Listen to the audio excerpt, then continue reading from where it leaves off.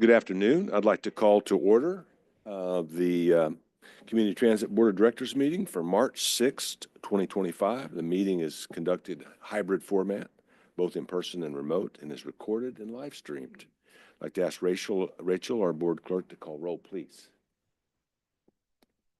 Councilmember Daughtry. Present. Councilmember Dunn. Let me just see here. Oops. Just clicking through here to see. Got some folks arriving. Oh, doesn't look like she's absent, or doesn't look like she's present, so absent for Councilmember Dunn. Mayor Frizzell. Present. Thank you. Mayor Marine. Here. Thank you. Councilmember Merrill. Thank you. Mayor Nearing. Here, thanks. Leela Perkins. Present. Thank you.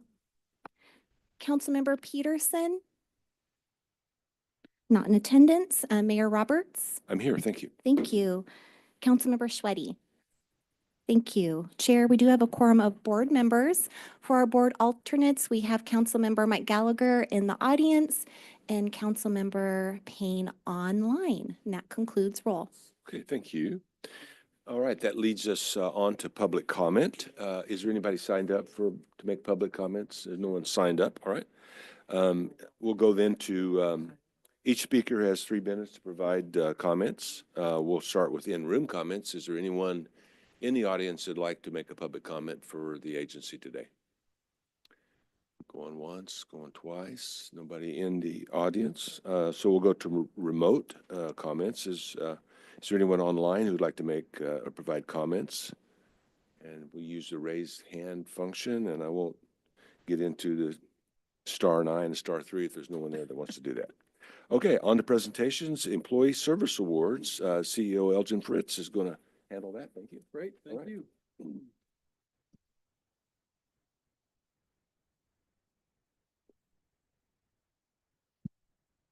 All right, good afternoon. We have 2 presentations today, very special presentations. I want to kick it off with one of our fantastic employees who is celebrating 20 years with the agency. If I could ask Stacy Gunnarsson to come on up. Stacy. I'm awesome. I can't believe it. Kind of weird, isn't it? It's really quite strange to think that Stacy is celebrating 20 years. And how fast time flies. But Stacy has done so many different things here at Community Transit, and she's done them all well. And her career path shows that. She started out as an HR specialist. She's worn a number of different hats. She was a van pool coordinator. She was a TDM specialist. She started our field marketing program back in 2020. Which is the program where we go out to where new construction is occurring of dense housing, and we market our services to the new residents who are moving into those apartments and condominiums, so they know they don't have to have a car to get around. So we're coordinating the land use and the response to land use with the availability of transit services. That was her innovation, and we're very proud of that program. And more recently, she's been our marketing project manager too, and she's been in charge of all of our corporate events. So if you remember any fond feelings at all about the Orange Line groundbreaking and the Orange Line ribbon cutting last March, those were Stacy's projects, and those were not easy events to pull off. Yes. Think about the jurisdictions involved and the number of interests, the number of people, the amount of work to celebrate, the activities to coordinate.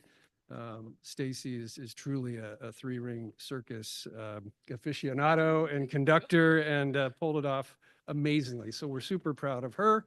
We're super fortunate to have her. A few of the things that her employees or coworkers, not employees, have said about her.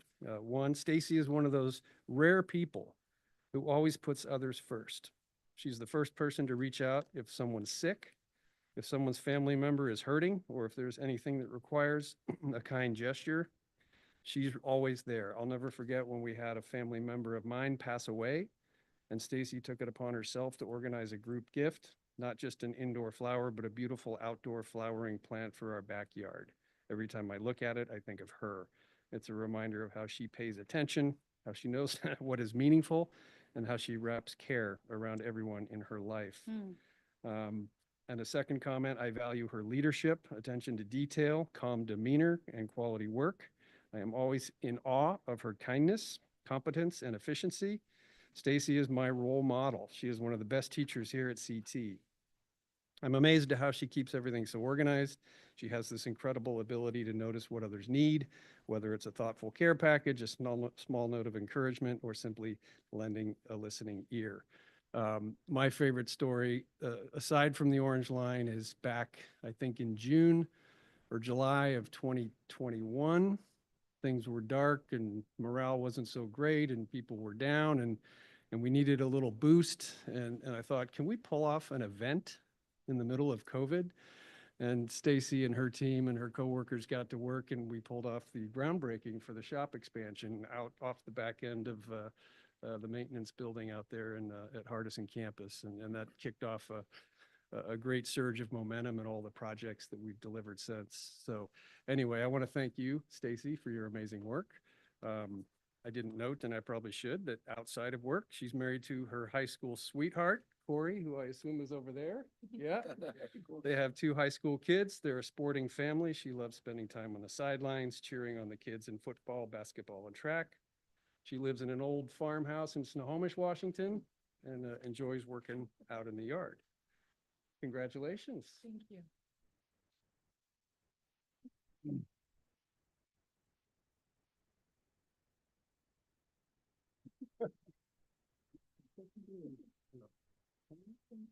Absolutely.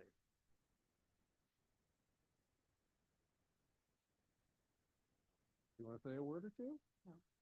Thank you. I mean, it's a wonderful place to work. I've really enjoyed it. I've really had the opportunity over the 20 years to grow as a professional, and amazing coworkers, and work family. So thank you. Thank you. Thank you. Okay, I think everybody knows what's coming next. We are honored to have Lance Norton here with us today one more time so we can recognize him formally upon his retirement from the board. Lance, congratulations. I'm going to say a few words about Lance, and I hope everybody's got a lot of time this afternoon because then I'm going to ask him if he wants to say a few things. Lance joined the board in September 2010 as our very first labor representative, carving out that new position for public transit agencies and partnering with many chairs and many CEOs along the way.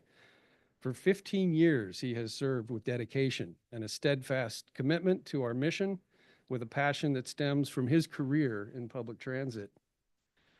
His unique perspective and experience driving coaches both in New Jersey and King County, serving as a union president at King County Metro, contributed to many important board discussions and decisions along the way.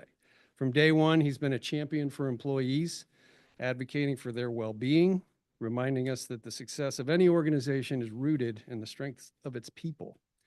From time to time, Lance would meet with a new coach operator or the graduates and impart his knowledge and show support.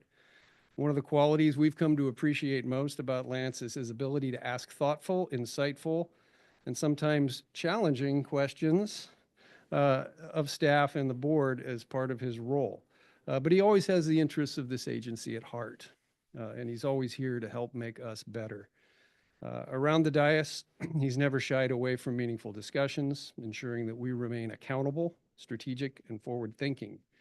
Your dedication and your commitment, your wisdom, have left an indelible mark on community transit, and we will miss you deeply. Your contributions will continue to shape our work for years to come. On behalf of the board, our employees, the entire community, we extend our deepest gratitude. Thank you for your service, your guidance, and most of all, your passion for making a difference. And I want to thank you personally for your kindness as a new CEO, your collaboration, your wisdom, and your many very entertaining stories. So come on up and I'll present you a plaque.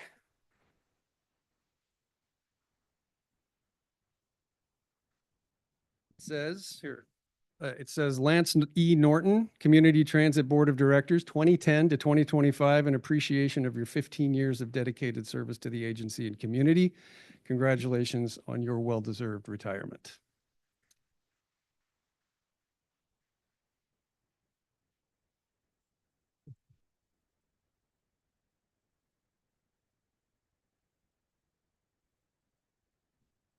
Floor is yours.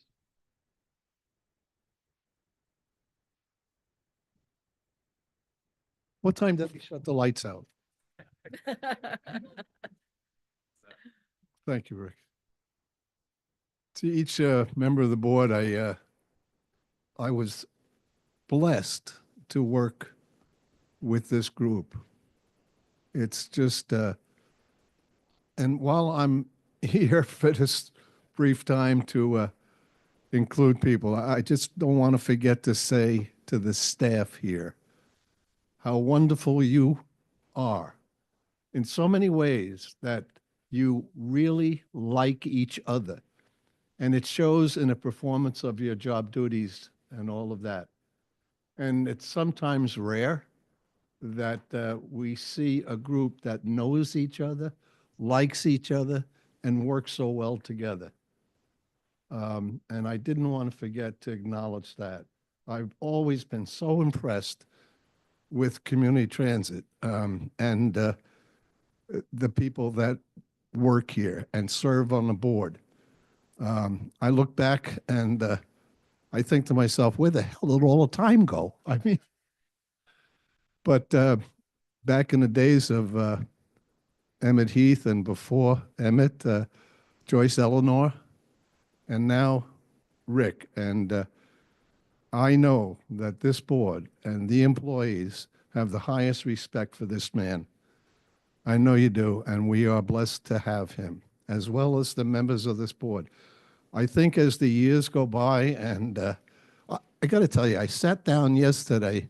The dog was looking up at me and saying, "So what are you writing?" and everything, you know, and things that I didn't want to forget. And having like Al, we had a brief discussion before the meeting started, and I said, "I'm turning the seniority over to you, Al."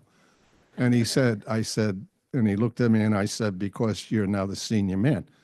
He said, "Well, I've always been." I said, "I don't know. I don't think so. You know, let's slow this down a little bit here, you know."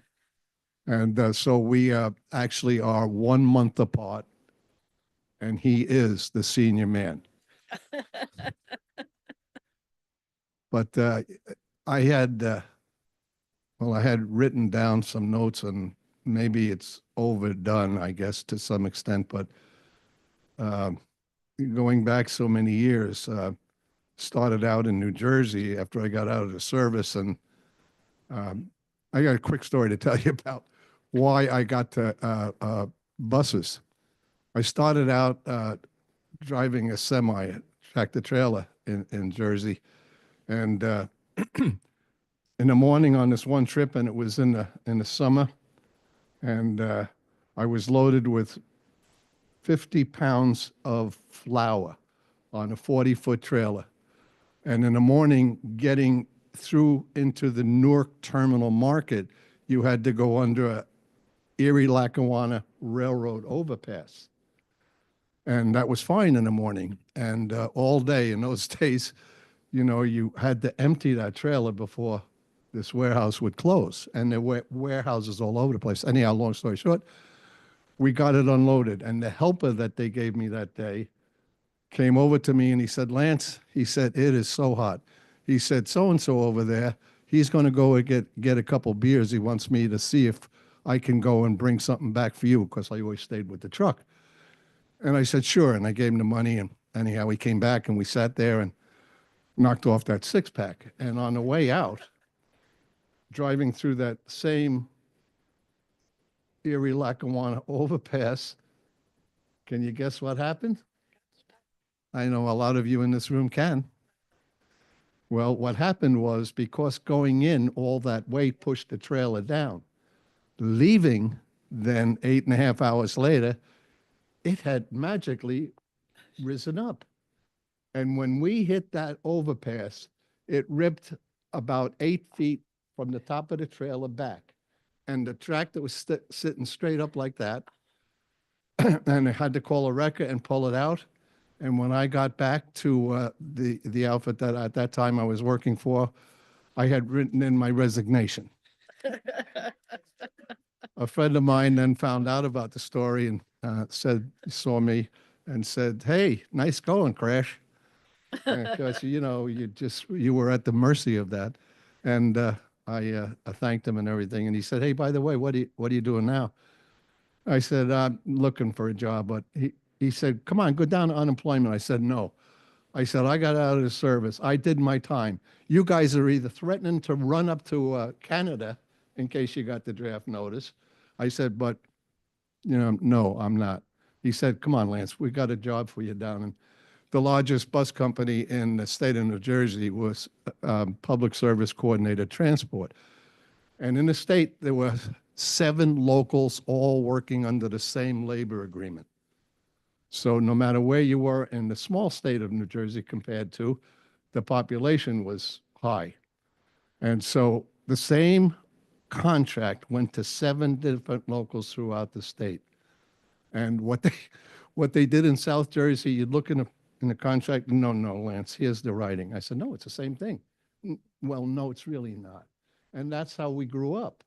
And I got interested, and long story short, that's where I started. But being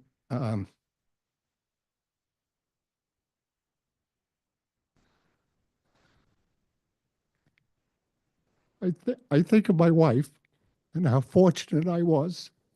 We met in junior high school, and she went to Montclair State Teachers College on a music scholarship, and I went in the service because I didn't want to be drafted, so I accepted the extra year, and I enlisted.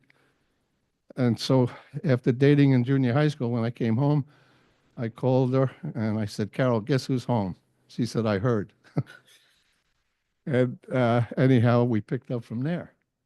And we lived together for a while until one evening she said to me, "Lance," and I said, "What?" And she said, "Can I ask you a question?" I said, "Of course you can ask me a question." She said, "Okay." She said, "When are we going to get married?" And we had lived together for 2 months. And I said to her, "Carol," and she said, "Yes." I said, "Why do you want to ruin a perfectly good relationship?" And with that, 6 weeks later, we got married. And I was married to such a wonderful woman. I'm sorry, I think of her every day. We were married over 50 years. We had 6 children, 4 boys and 2 girls. And one of my special of the children is here, Kathleen, past president for over 20 years of the local in here, working with Kathleen is next to her is Danielle, the former vice president, the new current president. Kathleen was stolen from labor by the county. And she is very pleased, and they are with her. I've been blessed, as I said, and I just, some men complain all the time, and I used to listen during hearings and arbitration, this and that, and I thought to myself, how fortunate I am, and I just love this agency so much. Thank you.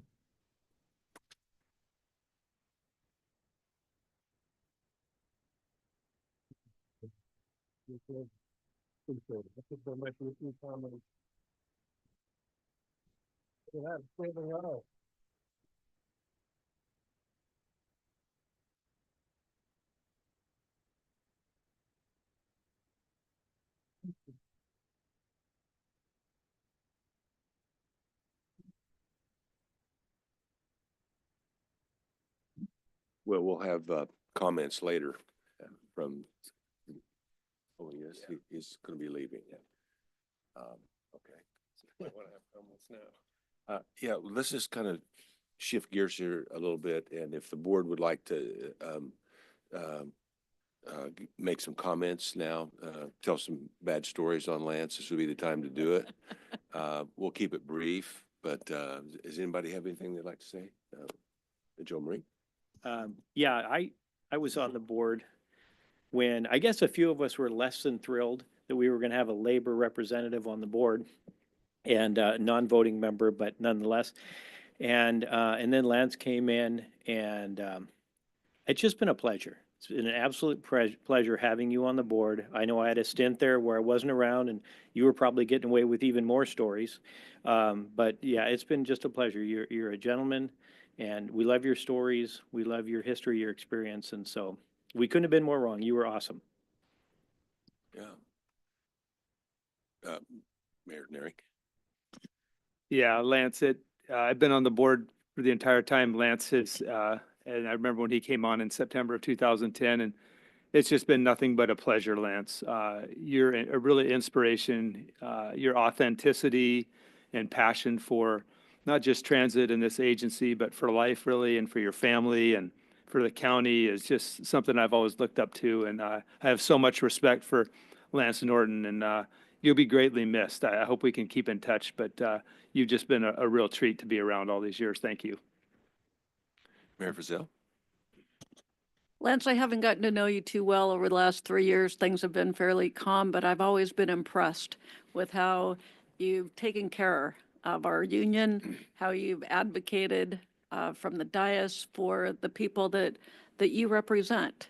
And I just have appreciated that so much in my few years of getting to be on this board. And I agree, community transit is a really special place, and you were part of that. Councilman Daughtry? Yeah, I've been on the board as long as Lance has, except I had a 2-year break when my council decided I wasn't going to sit here anymore.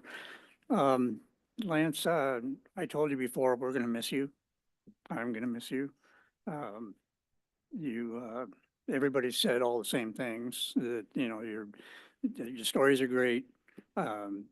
We come basically from the same area. You're a little bit older than I am, but I have a lot of respect for you and what you stand for and the experience you brought to this board. And I'm definitely going to miss you. Thank you. Councilman Romero? Yeah, I just want to say, I don't have anything really new to say other than when I knew you were going to be here, I thought, should I heckle him? And I go, no, I can't win that one. But I really appreciate you, and I have respected the advocacy that you bring and the perspective you bring to the strategic committee when we were on that and then on the board, and I've enjoyed all of that. And I have treasured any sidebar conversations that we've had. I still remember the first time you and I walked out to the parking lot together and we talked about everything, and it was just a wonderful experience for me. And so I've always enjoyed that. I miss you, and take care. Anybody else? Well, I think everyone said just about everything, but thank you for all your time and effort. And I appreciated, I mean, we went through some difficult times, you remember, with labor people, and you were always there. That helped out the board. So I really appreciate that. And thank you for all the years that you spent with us. It has really helped having someone around that many consecutive years. So thank you. Lance, I came onto the board as an alternate from Linwood in 2012. I think you'd just been here a while.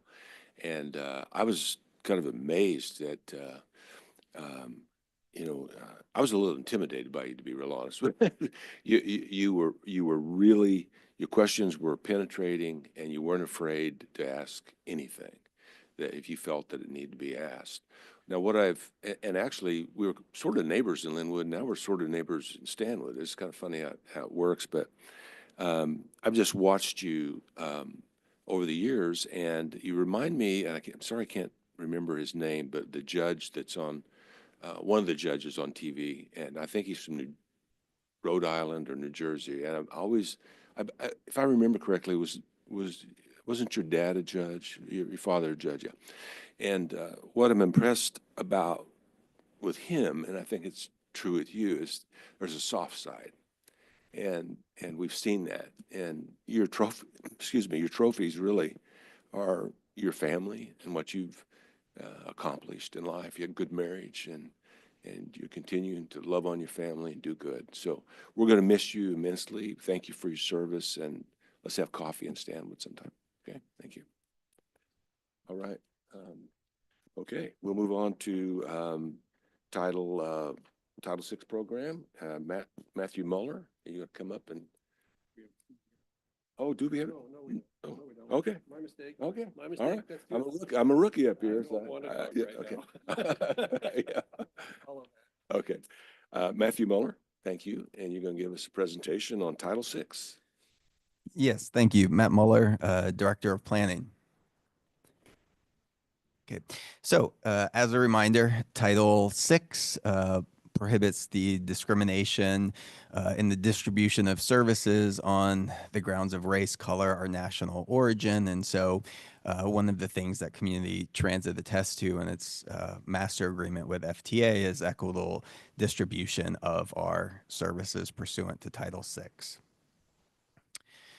And so one of the ways that we attest to that is through our Title VI program, and that's updated every 3 years. And as part of that update, we open up our plan for public comment, which is what this presentation is marking. And we also just revisit the different elements of the plan to see what revisions may be needed. So for this latest update, the changes are fairly subtle. Perhaps the most pronounced modification we are making is just after a review of the latest demographic information, the languages that we are providing translation service for have varied some, and now instead of Korean, it's we've added Vietnamese to the list of language that we provide translation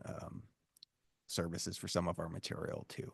So, and then if you looked at the plan as part of the appendice, we also did a comprehensive update of all of the related demographic information and provided a summary of community engagement activities that have occurred since the last update and captured all of those changes that warrant a Title VI analysis during that period as well. So our fare changes and then any of our major service changes like 2024 and beyond.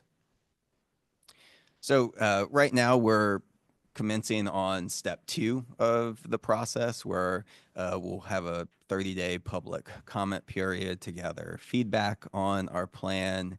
And then I think in early May, we'll be scheduled to come back to the board with the intent of submitting to FTA our approved program by the deadline in June. So, and this chart just highlights the timeline that I formally outlined. So, and we have a great community engagement team, and so they've already begun gathering input on the program. We'll have an online open house where all elements of the program will be open for comment. They'll also be coordinating with the CBOs, the community-based organizations that we engage with, for their feedback as well. And we'll be distributing both in English and in translated language rack cards on our buses, kind of notifying on the availability of the plan and in ability to provide public comment. So, and with that, anyone has any questions or comments? Any questions from the board? Going once, going twice. Thank you, Matt. Appreciate thank you. the update presentation. Okay, we will now move to the CEO's report. Great. Yes. I'm grateful to Matt for stepping in there and helping with that transition, because I wasn't ready to speak after listening to that emotional tribute. So appreciate those kind remarks. It's been an amazing working relationship with Lance. But we are about the business at hand, so let's jump in. We've had a lot going on. I want to start with a bit of a somber note. You may have seen some press coverage over the last day about a coach operator assault that we experienced at the end of last week. We had a driver in Marysville approached by a couple of suspects who attempted to rob him and the fare box on board the vehicle. He was struck with a folded umbrella. And then the suspects fled the scene. Our coach operator was uninjured, fortunately, although he was shaken up and somewhat traumatized by the event. Subsequently to the incident, the Snohomish County Sheriff's Office asked us to pull the videotape of the incident, and we determined in reviewing the videotape that one of the assailants was holding a knife.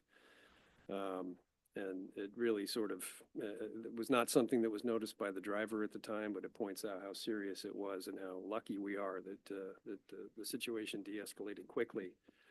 So the Sheriff's Department sent out a request for assistance to the public for any information that may lead to the detention of the suspects, and that drove a little bit of the press coverage. Our coach operator, we responded to him that night. I was briefed by Sam and then checked in with Jim to make sure our CO was doing okay. He's been given some paid leave to decompress and some counseling and some other support. But it's just it points up, you know, the risks that our drivers take every day out there in the field, and points up the need for us to continue our work on our serious investments in employee and passenger safety. So we were going to stay that course and double down and do everything we possibly can to make sure the service remains safe. So you'll note in the written CEO report, there's some information at the bottom of this section about contact information and the case number, so that if in your own jurisdictions anybody's inquiring about this, you know where to refer them with any information that may help the Sheriff's Office respond to the case. Any questions on that before I move on? Okay, thank you. So shifting into more routine work, my activities in recent weeks, been out and about quite a bit, meeting with friends and partners. I had the opportunity to meet with Melinda Adams, who's the new GM over at Island Transit. And she's got quite a heavy lift over there to rebuild that team and get things back in working order. She also joined the WISTA board down in Olympia last week, and we had a good time getting caught up and comparing notes. I also met with Ray Stephenson, the new now permanent CEO of the Economic Alliance of Snohomish County. He came to see us here at Cascade, and we had a nice visit about our partnership with EASC and the outreach efforts that the Alliance is doing that benefit our business community and our infrastructure priorities. So it's great to make that connection and reconnect with him. It's been several years. I think he's going to be great in that role. He's obviously very enthused about it, and he's putting a lot of energy into it. And then we had our quarterly Transportation Demand Management Executive Board meeting, which was great because it was the first opportunity for the new Secretary of Transportation, Julie Meredith, to meet that group and to speak about the importance of TDM to the functioning of our transportation system, both transit and our highway system. We had an opportunity to listen in on Mayor Frizzell's State of the City address last week, and that was a lot of fun. And I concluded this week also with her my round of one-on-ones with each of you to start the year. So I want to thank you again for your time and your insights as we embark on this interesting year ahead. Speaking of which, a couple legislative updates on the state side. As I mentioned, we went to Olympia for the WISTA board meeting last week. I've now been to Olympia 3 times in the last month, meeting with our legislative delegation.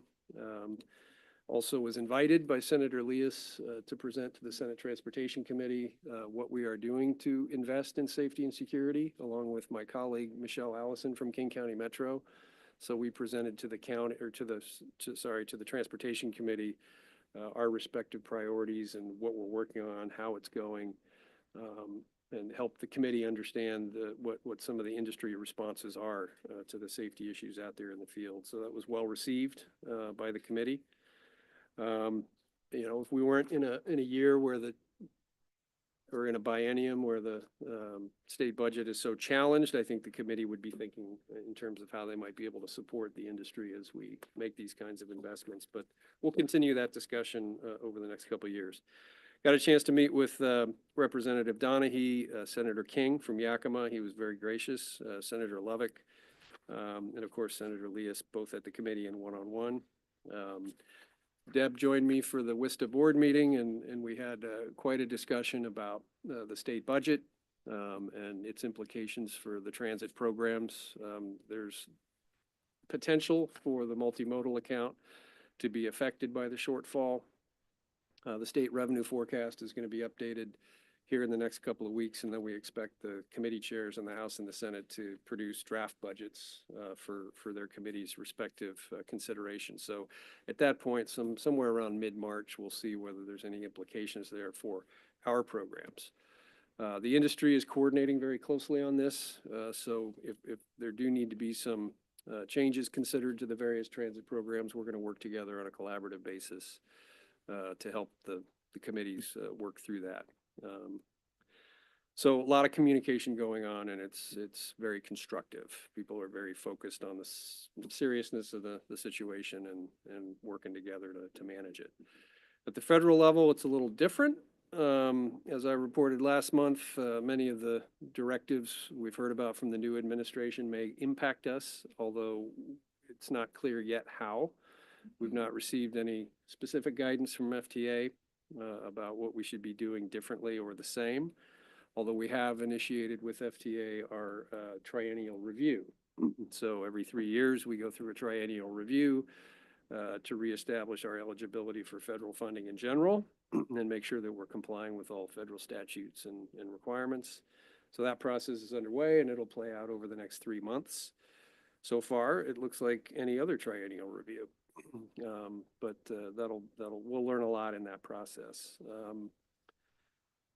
Region 10 has suffered some staff loss. About a third of the staff at Region 10 has been let go in the last couple of weeks.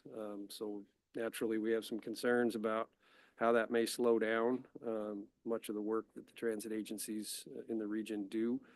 Those are generally folks who are doing environmental reviews, Title VI reviews, grant reviews, grant administration, and so on. So I'm traveling to DC later this month, to meet with the delegation and to visit FTA and ask them about how they are thinking about the programs that we participate in, and hope to get more information to help us inform how we go forward. I want to stress for the board and for folks who may be watching that on the operating side, we continue to be in strong shape. We continue to benefit from stable local revenues. We are robustly reserved, and so we are confident about our ability to proceed this March and again in September with additional service growth, and we still have service growth penciled in for next year as well. So on the operating side, where we're substantially funded with our local revenues, the picture is much brighter. So I expect that over the course of this year at these meetings and in our committee meetings, I'll continue to update all of you, and this will be a continuing conversation. Regionally, fare updates. You'll recall at the end of last year, the board approved some changes to our fare structure, including the new Orca Day Pass at $6 for unlimited rides every day, and that went into effect this past month. And that aligns at least the day pass across all of the properties who participate in Orca. We also dropped the low-income fare to $1 from $1.25, and we're also now participating in the subsidized annual pass, which is actually a program that is going to help a lot of people, and it's something I heard about a lot the day that the light rail system opened. So those have all gone into effect, and we're seeing some good response to that. The Orca program down in King County has been coming up to the Ride Store in Linwood and doing pop-up marketing efforts for the subsidized yearly pass and these other products. So that's been real successful so far. On the SWIFT program, on the consent agenda today, you'll see an extension of our Blue Line agreement with the city of Everett. That is just a one-year extension of our existing agreement with no changes. And you may recall I mentioned that last month.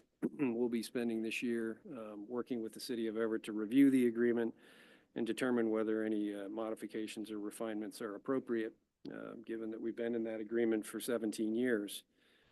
We have the gold line on the horizon, and of course, the world is not the same in 2025 as it was in 2009.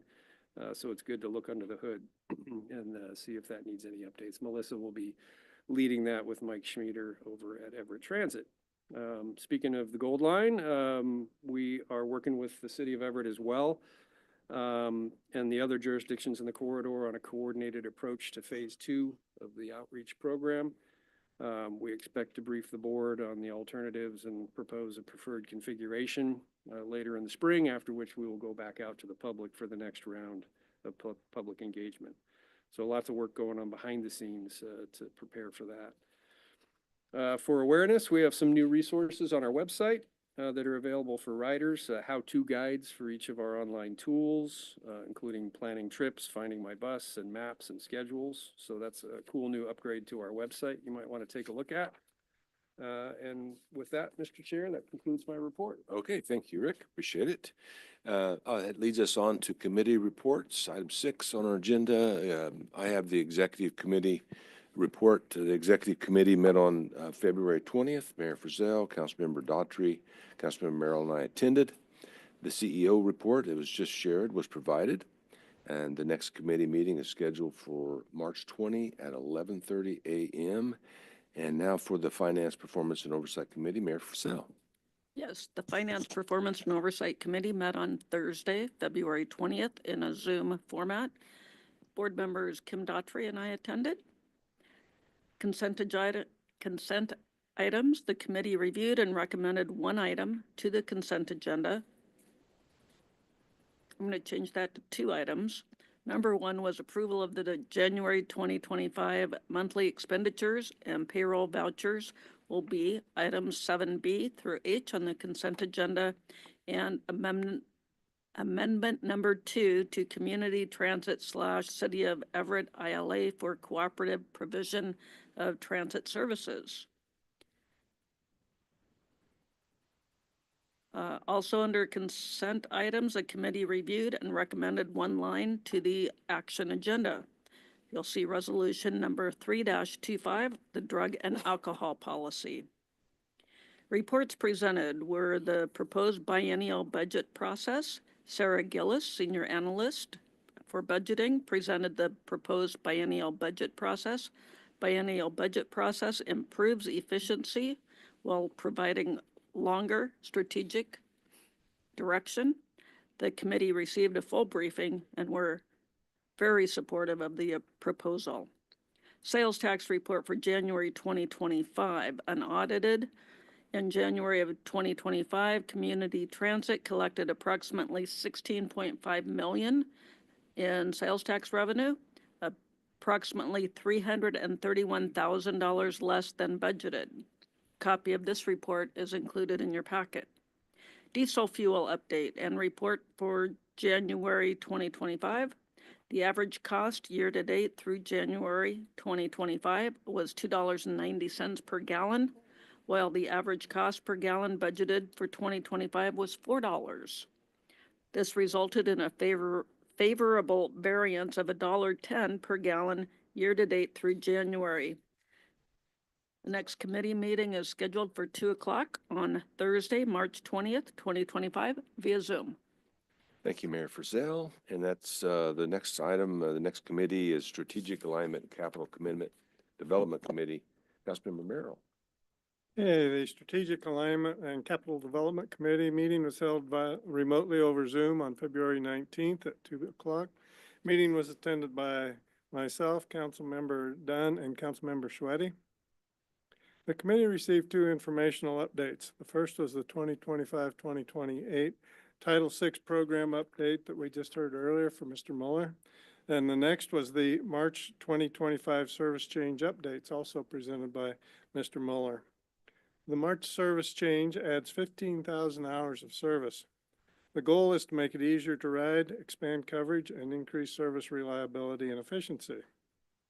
A summary of these changes are available for reference in the miscellaneous section of the board packet. The next meeting for the Strategic Alignment and Capital Development Committee is scheduled for Wednesday, March 19th at 2 p.m. And that concludes my report. Thank you, Councilman Merrill. Before we go to the consent items, does our CEO want to tell us what we just saw there? I probably should have mentioned it in my CEO report. What you just saw was a bus roll up over here to my left with the WISTA Transit Operations Committee. So we in Snohomish County, we're hosting the Operations Committee this year. It's the second largest of WISTA's committees. They rotate the location of the meeting around the state. And it was our opportunity to host this year. So these are operations managers and directors from all the other transit agencies in the state of Washington. They spent the night here last night. They had meetings yesterday, and today they're touring Cascade and the Hardison campus. So they're coming in through the front door for a tour of the building. I don't think they're going to come in here for public comment. We may have to call Lance back if they do that. Anyway.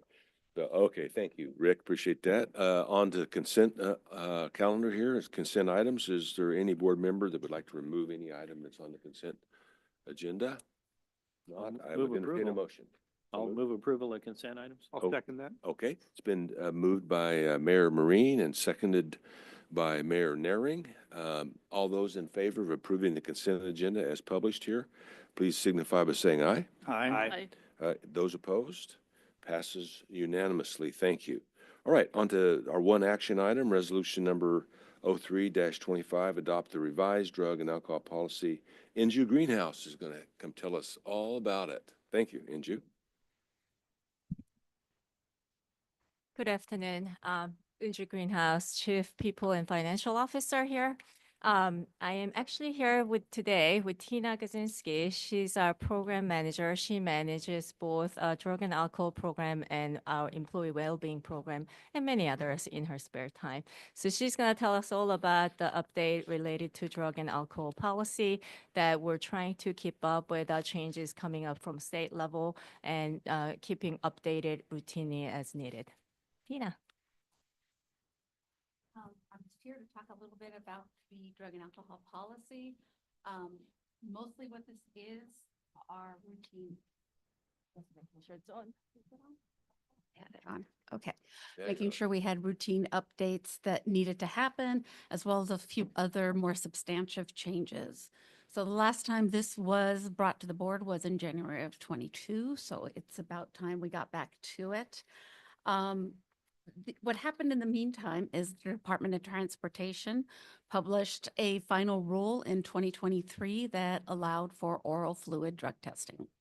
Those changes are still happening. FTA has since mandated that we update our policies in preparation for that to happen. You have in your packets the red line version of the policy, and that has also gone through to the unions and the key stakeholders within the agency. So, and there was a lot of, oh, wrong one. So the substantive changes besides adding oral fluid testing were to the post-accident testing policy. We updated our non-DOT testing criteria by removing a few of the criteria that proved to be really non-value added and just were disruptive of service. And then I also put in there to extend the ability of our supervisors on the scene of an accident to totally discount our drivers' contributions, because sometimes you're just in the wrong place at the wrong time and things happen. So that with those two substantive changes, adding oral fluids, that'll bring us into compliance again. And then lastly, just that we are recommending that you approve the resolution 3.25 that would revise the drug and alcohol policy. Okay, board members, you have questions? Think Mayor Frizell has one. I do. So I found it interesting. It was an interesting read as to everything that gets done and all of the testing and whatnot. And I just have one suggestion for maybe the next time, and maybe this applies to all documents, is there's so many acronyms in here. We love our acronyms in government, and maybe there could be a page that says, here's the acronyms, so that you don't have to flip back and try to find them. But I felt the changes that were made were wonderful, and I may use part of it. So it was well laid out, so thank you. Thank you. Great Okay. suggestion. It's a pain point for anybody and employee onboarding as well. It is. And, We all Councilmember have that Sweaty. habit. yes, could you explain what oral fluid testing is? So the actual details haven't been decided on. Oh. That is with the Department of Health and Human Services. And until they certify 2 labs to do the testing, the actual process is still not determined. But basically what it is it's a mouth swab. Yeah, and the reason they need 2 labs is just simply because the way the DOT testing is structured, they always have a backup lab. So they take a sample, they split it, and it goes to 2 separate labs. Mm. In cases of a positive idea. test, that second item can be tested as well. Just to add to that, so a lot of details and procedures are still being worked out, and we're just being proactive to update the policy so that when everything is ready to go, we could start doing those testings. Yes. Other board members have questions? Councilmember Dunn. Thank you, Chair. Here we go. Does the pre-employment testing, is there a list of the substances that are included with that? I didn't Yes. see it. Okay. Yes. Does it So include cannabis? yes, it still is. The Department of Transportation, it's still a Schedule I drug. And so that is still as part of the testing panel. And that applies to all our federal testing. Thank you. Let me see if anybody else has. Any other board members have questions? Back to Mayor Frizell. The comment by Councilmember Dunn, Board Member Dunn, brought back one other items. I don't want to complicate things, but what about mushrooms? We're hearing about, mushrooms. There's a state senator talking about the use of mushrooms. Is there any test for that? Under DOT, I do not believe there's any movement towards doing that. That is definitely a question that I can ask FDA, though. In case it becomes a thing. Yeah. Thanks. Okay, thank you. And I had just a quick question. So I understand when there's an accident, you test people. Yes. And I get that.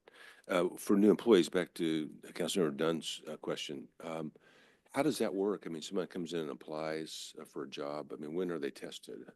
They are tested post conditional offer. So it's an offer that's given to them based on the conditions of a background check as well as the drug testing results.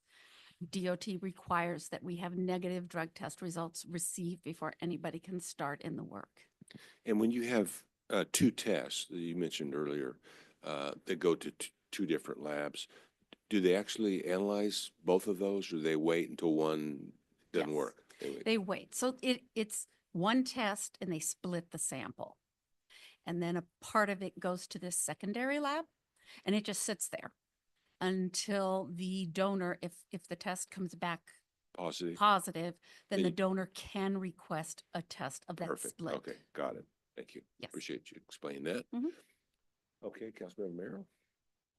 Yes, I agree that I liked reading through this. It was very informational and I learned some new language such as safety sensitive that hadn't been used before. But my question on that, reading through there, I thought it was very clear on a drug and alcohol policy for those types of things, but it wasn't very clear to me what about over-the-counter or medically assigned drugs that may affect performance that goes on, that we didn't know about before in advance.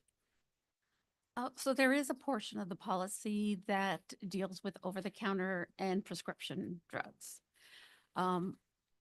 It's based on FDA recommendations for policy, which is that they get reported to us if they carry a safety warning label. And what we do at the time of reporting is do a sort of a fitness for duty test at that time and place to just ensure that the person doesn't seem to be affected negatively. And there's also advice that's given to the employee if they contact me. Most of the time, it's drugs that have been prescribed for many years. The person does take them regularly and really has no significant side effects. So we sort of have a program in place for just advising employees when they're starting a new medication and making sure that that information gets related. Okay, thank you. Thank you. Any other questions? Councilmember Dunn. Thank you. Can you explain why you removed under the testing criteria when an accident involves a school bus? So I had gone back to the historical records of all our policies, and I could not find a reason that was put in there. Typically what happens in the field is any contact with a school bus. So more often than not, it is simply a mirror clip. That has to stop service, and we have to take that employee for drug testing. When there's no damage, anything that happens. If there is significant damage or disabling damage, that person is sent for testing. If anybody's sent for a medical treatment away from the scene, that is sent for testing as well. So those pretty much cover the more serious accidents that could happen, and it eliminates the disruption to service with very minor things.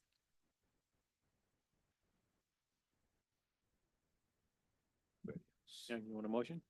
Looking for a motion. I will move the Board of Directors approve resolution number 03-25, revising the community transit drug and alcohol policy. Second? Okay, it's been a motion made by Councilmember Marine and seconded by, Councilmember Marine? did I say that really? Well, you used to be a council member, didn't you? Yeah, one day. By Mayor Marine and seconded by Mayor Frizzell. Any discussion? Mayor Marine? You good? I'm good. Any other discussion by any members, any board members? All those in favor of the motion signify by saying aye. Aye. Any opposed? Resolution number 03-25, adopt the revised drug and alcohol policy passes unanimously. Thank you so much Thank for your you. help. All righty. I was going to try to get through the board meeting without calling you Councilmember Marine or Mayor Naring and Councilmember, but you've both been council members before, right? Yeah. At one time. All right, good. All right, on to the chair's report. I'm just very honored to be the chair for this year. The main thing is I get to go to breakfast with the CEO once a month. And the second part of that is I get to hear the CEO report 3 times in a month. So that is, I go home sort of in cadence, kind of repeating it, but I appreciate the extra, I'm a slow learner and I appreciate the extra help. So, well, it gets better as it goes. Let me just say that. The next regular meeting, next regular board meeting is scheduled for April 3rd at 3 p.m. We have no executive session. And so we're on to board communications unless I'm missing something here. And I think I'm going to do this in alphabetical order to keep myself in line. So Councilmember Kim Daughtry from Lake So I Stevens. learned today that Lake Stevens won the award for going over 100 riders per day on Zip. So between Arlington, myself, and Darrington, we won. Oh, good. Take that, Jan. Huh? She won't even look at you. Not real happy about that. Anyway, I did get a question, just so you know, I got a question from our chief of police on Tuesday night. He goes, what's up with all those Zip things going around with Utah plates?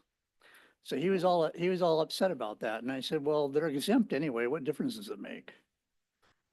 And that kind of put him back a little bit, but it was an interesting thing. And she, and I don't remember your name, I'm sorry, but she explained it to me that, the vehicles come from Utah, even though the service doesn't come from Utah. So but they've done everything in Utah. Well, it's exempt. It doesn't matter. So what the heck? So I shut him down on that one.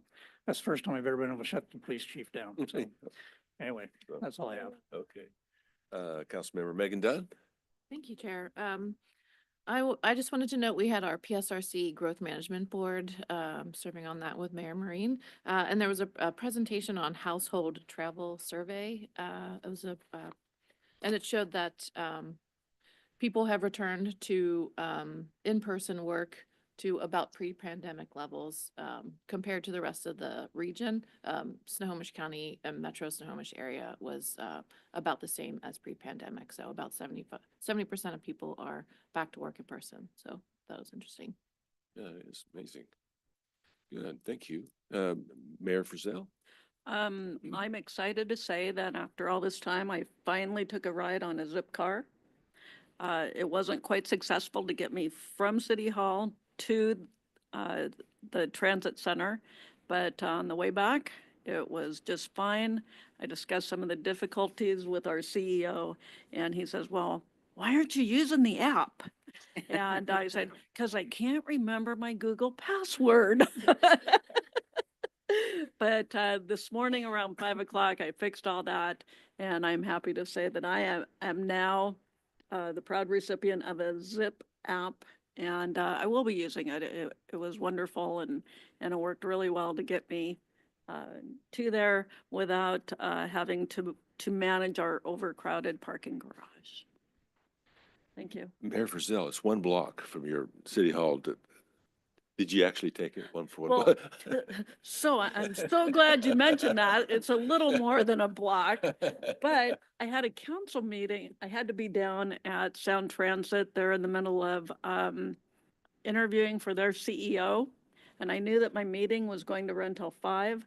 I needed to be back for a 6 o'clock council meeting, and so I wanted to make sure that it was as good as possible, and I made it by 6:15. Way to go. And made that happen. But Very good. other than that, Very good. I would have walked. Yeah, there you go. Mayor Marine? Oh, thank you. Councilmember Daughtry, I'm very excited that you beat Arlington. Was there ever any question you were going to beat Darrington? No, come on. I mean, No question there, but we did question Arlington. Yeah, Arlington was yeah. doing much better than we were. For a I while. understand that contest, but you haven't beat Linwood yet. No. No, you're not going to do that probably.